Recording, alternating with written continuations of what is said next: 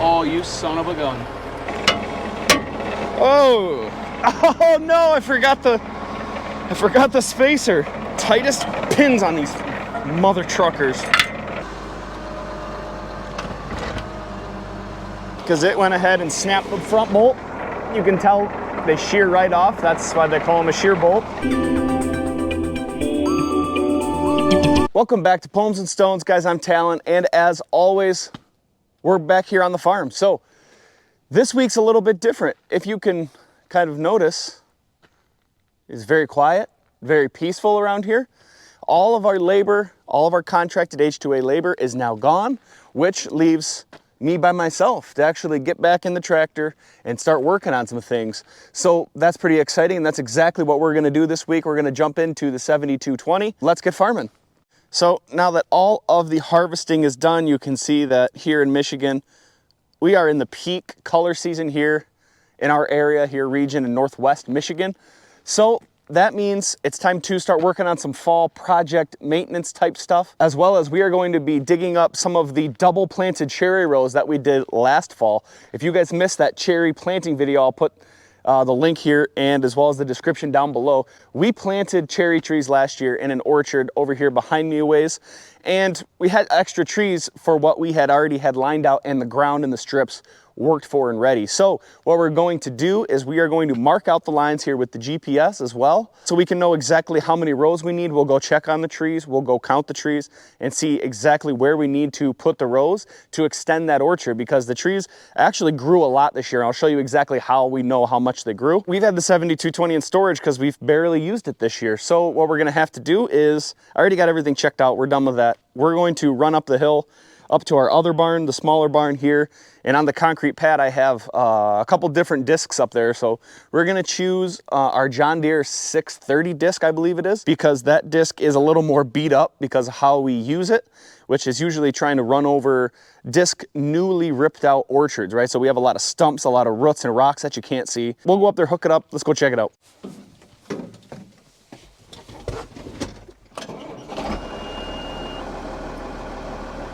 And again, it is just the perfect time of the year for the fall colors. Everywhere you look, all these maple trees, all beautifully bright, vibrant colors right now. It's one of the best times of the year, especially up here on this big hill where you can see this entire line off in the distance here and on the backside of the farm, and a beautiful, gorgeous view of the lake. There's a lot of cool other people across the country that have orchards out west where there's mountains, you know, surrounding their farms and stuff, but I don't know if I would trade a view of the lakes over a view of the mountains, but that's just me. So we're here at our disc. This is our John Deere 630 disc. I believe it's a 18-footer, right? So as you can tell from far away, it actually doesn't look too bad, but the closer you look at some of the discs, you can start to see that the edges are pretty curled or even broken, nicked right up. So obviously curled, we keep hitting stumps, but we even have some that we've plasma cut chunks of bent disc out, because now we kind of use it for our preliminary cuts to make sure that we're not smacking anything super hard with our nicer offset sunflower disc. But you know, the more I walk around, the more I realize there's so much stuff back here. We have our roller we use. We put down new driveways. We use this chisel plow for putting in new cherry rows. That's our fumigator. And then we have our dinosaur old payloader. This has been here for a long time. It's so heavy, it's actually cracked all the concrete underneath the tires. We actually have two of these on our farm. There's another one that actually runs. Here's the motor, and that's my hand. It's huge. The hydraulic tank is massive. Very impressive old equipment that we used to use. If you know anybody that wants something like this and wants to come pick it up, be my guest, but it's pretty close to the building behind it. Might be a little tough to get to. All right, before we actually hook it up, I want to play a little game where I throw the pin out the window. All right, I'm only going to try it a couple times because I don't want to keep running up and down the tractor steps a bunch. We'll give it 3 tries. In order for it to go through there, that's got to be just right. It's not like throwing a hot dog down a hallway out here. If it ain't tight, it ain't right. Well, that didn't work. All right, well, that's enough of that. Nailed it. So we're actually starting to have some valve issues here with the tractor. Only one remote works as it should. One of them, no matter what you do, it shoots all the hoses out. And a second one, if you get the pressure just right, when you go to lift it up for the first time, it'll actually hold it in. So we have to kind of get lucky and hope that they don't shoot all the hoses out as soon as we go to lift it up or move the wings on this disc. We do have a system when we unhook it that usually makes it so that we can put these hoses in the right way, right? So if I pull back, it pulls back, or push forward, it goes down. Nothing's more annoying than when you get all the way up there and you check it out and you're like, oh, well, I did that wrong. So you push forward and then it goes up, which is confusing enough and not exactly what you want. Everyone's entitled to their hydraulics however they want to have them, right? But me, I like up to be up and push down to be down. What do you think? How do you guys like your hydraulics set up? Put it down in the comments below and we'll see. There might be a little too much pressure on this hose. I didn't shake the levers up there. That might be the case. I'm gonna have to go up there and release the pressure, and it slid in there as it should. We'll drop this down, and this disc has a cylinder stop to it so that the discs don't go down and hit the ground. So if we ever needed to come hook it up to a truck to pull it somewhere, we don't have to have a tractor hooked up. It's already up in the air. So now we'll loosen this, and it probably will go down. I can already hear the cylinders creaking. One of them back there, this one, leaks. So it's just covered in dirt back there because obviously when the oil is on it, all it does is attract all of the dust. So we don't need this pin. I have a different one now, so we'll put that over here, which this one has a pin. It's always good to have enough pins for your implements because there's nothing worse than forgetting one and you're like, well, now what am I gonna do? But I did just use this maybe a month or two ago for about 1 hour, so I'm all set to go. Moment of truth. Of course, backwards. Well, I know that's wrong as well.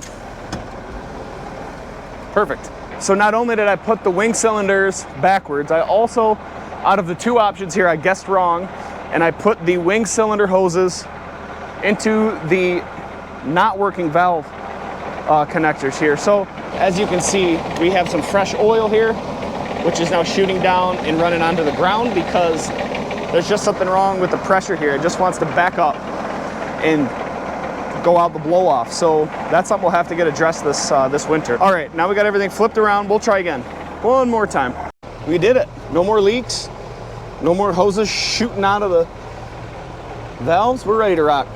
I keep calling them valves, but I'm really talking about the remotes, the hydraulic remotes kicking out the hoses. All right, so now that we have everything hooked up right, we'll head over to where we're gonna be disking, and I'll kind of show you guys. So over where we're gonna be working here, what we have going on is that we originally put up a deer fence around this property, the apple farm, and the adjacent cherry blocks that are also connected in here. So after 3 or 4 years go by, we buy the adjacent farm, right? So one that we had fenced out, we had been trying to buy for a long time, and we just couldn't come to an agreement with the owner because we pretty much have it landlocked on every other parcel. And it was just the only piece really left to connect this entire 500 to 600 acre chunk in total. So what we were able to do, come to an agreement, we bought the farm, and now we pulled up the fence and we had to get rid of some trees, right? So over the winter, I've been pulling trees out with our Hitachi 160 excavator. And so I've been cleaning up a tree line. There's a couple trees left to do, but now we're kind of smoothing up that ground in between because we want to be able to plant all the way through it. We're trying to smooth up that tree line. That's why I have our disc that we choose to kind of beat on a little more, because there's still roots in there. There's still rocks. We don't know what's in there. Enough moisture in the ground now to really start chopping up some of that thicker sod. All right, so you can see now that since the last clip, I'm wearing different clothes. It is the next day. We kind of had a change where the weather held off, so we're trying to get some pre-emergent herbicides down on some of the cherry blocks, and we had a window to start spraying, so I had to abandon the project here with the 7220 and disking and row marking out for the future yesterday, but now we're back at it. I'm going to show you guys here what the ground looks like before we start disking. We have a couple trees left here, and most of them are maples, and we have some really big poplars all the way down there, and obviously this huge one. We're going to get ready to take some of those out here with our Hitachi 160 that's over there, but since we've had a lot of moisture, I'm going to take the disc and I'm going to run across this a couple times.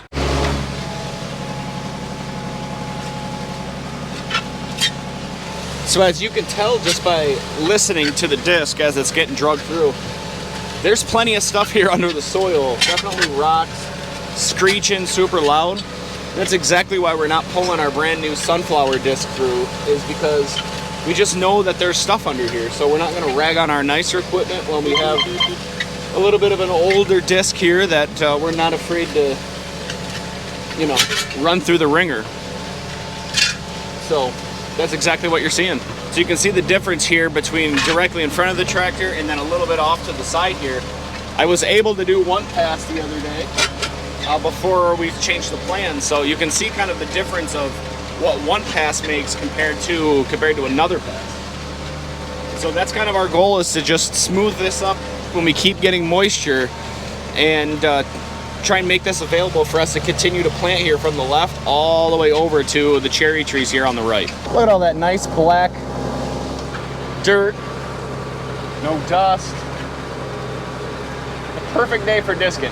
It's actually turned out pretty well, cutting up nice. We had just the right amount of moisture, a little bit wet in this low spot right here, but the tractor's able to climb through it. Here all the way down to the other side where that batch of trees are is working up really nicely. So I think we're about wrapped up with the disc. We'll go up, we'll unhook it. We got to drive the tractor to the shop to go get the 3-shank ripper that we're going to start marking the rows out. It started raining pretty good, so I didn't have the camera out while I was unhooking the disc, but as you can see, we are good to go. The disc's pinned up. We're gonna climb back in the tractor here, and we're gonna go try and dig out our 3.3-shank ripper here. All right, so here it is, here at our John Deere ripper. We actually used this last year in a video where we were doing the same exact thing. We were prepping all of this extra ground that we have for harvest.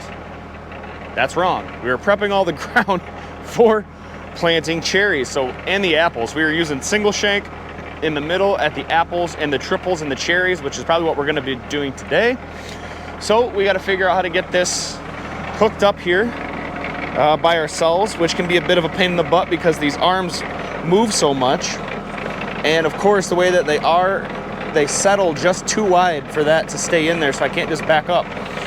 So really looking forward to figuring that out. Hopefully we don't get too frustrated on camera.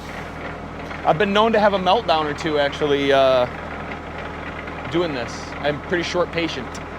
Short patience? Very lack of patience? What's the best way to say it?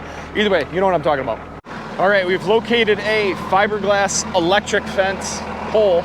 So we'll use that to shove that arm over a little bit. I'll show you what we're talking about here. So this arm needs to be in just a touch more, but where it wants to hang is outside of that. So when I'm driving and I'm trying to do this by myself, it's not an option. So I'm gonna put that there. It now is inside where it needs to be, and I'm gonna back up and hope that I can get all of this lined up perfectly by myself.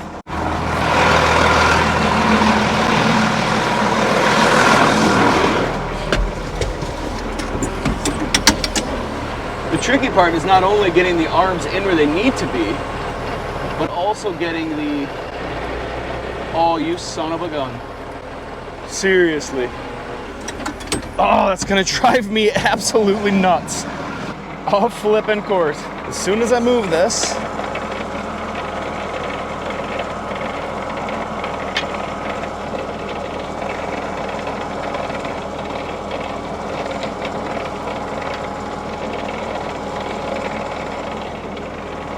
oh, this is so difficult with one person. Sheesh. Okay, now we're in business, folks.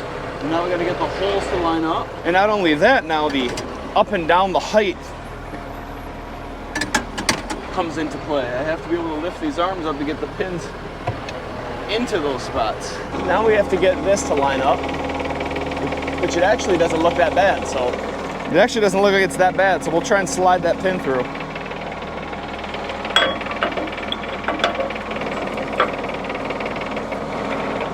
Oh, I knew it. It's too short. I need to pull forward. Or all the other tractors have something, a button you can push here in the back to help you adjust the up and down. Oh, oh no, I forgot the spacer. Son of a gun, I got it.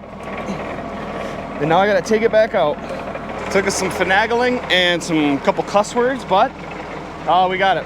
We're gonna do the third arm now here to there, and then we'll try and get the the backside hooked up. Why do we have to put the tightest pins on these mother truckers?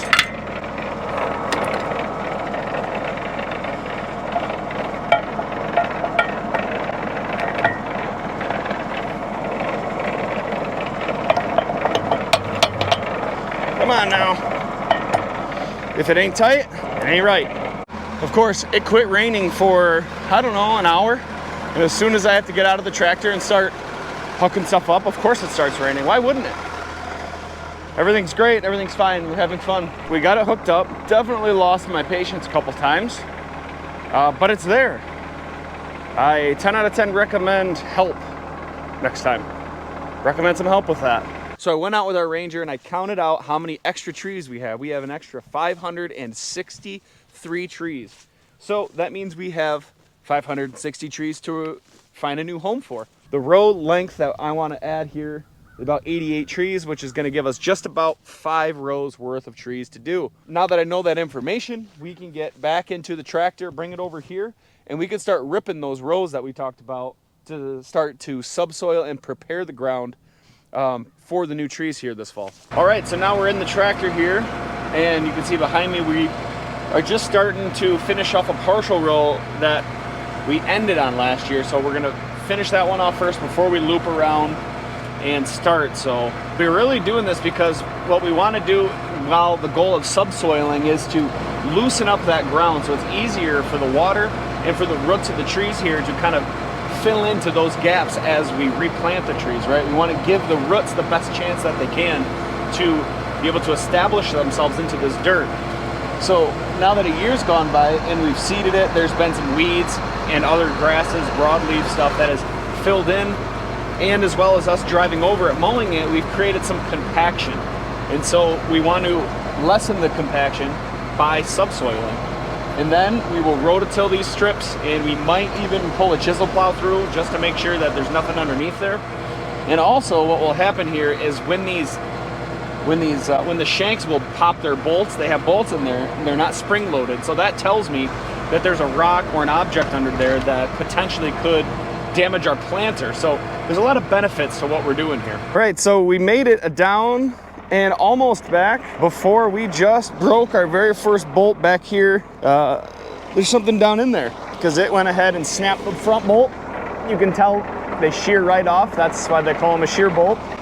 So usually if I hear it and stop fast enough, I can save the nut, and I just gotta punch this out, slap a new one in, and then we'll be ready to go again. All right, now, so we just finished our 4 long rows that you can see behind me and the partial row down in the back. But that means that we are done. But let's check out the results on what it looks like, because you can look at the shanks here on the tractor and there's roots, there's sod all wadded up on them, which is really blowing out these rows. You can tell that obviously it's pulling a lot of roots through it. So these are super wide. This is bigger than my foot deep. So we're getting plenty of aeration down into the soil. But what it should look like, where you can see that the shanks didn't have all the roots and rocks on them, is this. You see, you know, if it ain't tight, it ain't right. So that's what we are looking for. That looks a little bit better, but nonetheless, the ground is opened up. We're gonna get some really good aeration. Again, here's all the sod, look at that. Now, if I was doing this more all day long, I definitely would come clear that off.